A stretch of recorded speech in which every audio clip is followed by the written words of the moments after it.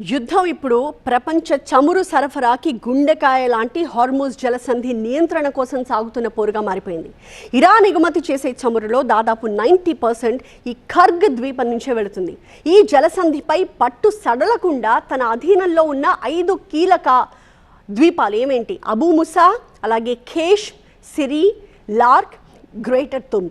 ఈ 5 ద్వీపాల్లో భారీగా సైన్యాన్ని అలాగే అత్యాధునిక ఆయుధాలని కూడా ఇరాన్ మోహరించి పెట్టుకుంది.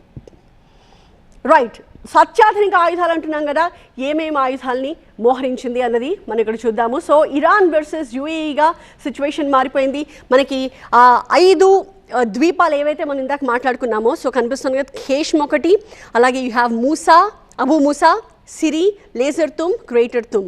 సో ఇక్కడ యుఏఈ, అటు ఇరాన్. సో ప్రధానంగా వీటి మీద ఏ దేశానికి ఎక్కువ పట్టుంది అనేది మాట్లాడదాం.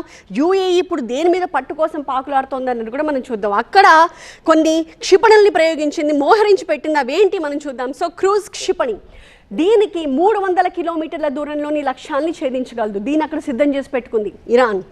మూవింగ్ ఆన్, నెంబర్ 2 ఫతే 1 క్షిపణి, దీనికి 150 కిలోమీటర్స్ రేంజ్ మనకు కనిపిస్తుంది, అంటే కొంచెం తక్కువ. అలాగే దాంతోపాటుగా మనకి ఇంకొకటి కూడా ఉంది, విచ్ ఇస్ మొహాజీర్ 6 డ్రోన్. ఆ డ్రోన్ని కూడా అంటే 200 కిలోమీటర్ల పరిధిలో నిఘా పెడుతూ అది దాడులు చేయగలదు. ఈ మూడింటిని కూడా అక్కడ సిద్ధం చేసి పెట్టుకుంది ఇరాన్. సో అయితే ఈ మార్గాన్ని మామూలుగా ఇప్పుడు మూసి ఉంటుంది అని చెప్పి ఇరాన్ చెప్తోంది కదా, దాన్ని తెరిచే ఉంచుదామని చెప్పి ఇంకొక వైపు యుఏఈ చెప్తోంది. అసలు ఈ హార్మోజ్ ఎవరి కంట్రోల్లో ఉంది అన్నది ఇప్పుడు మనం చూద్దాం.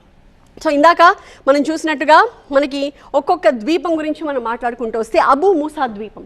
అబూ మూసా ద్వీపం ఇది హార్మోజ్ ఎంట్రీ పాయింట్ దగ్గర మనకు కనిపిస్తుంది. సో సముద్ర మార్గంపై నిఘా పెట్టడానికి ఇది చాలా కీలకమైన ప్రాంతం. ఇక్కడ పూర్తి కంట్రోల్ మనకి ఇరాన్దే కనిపిస్తోంది.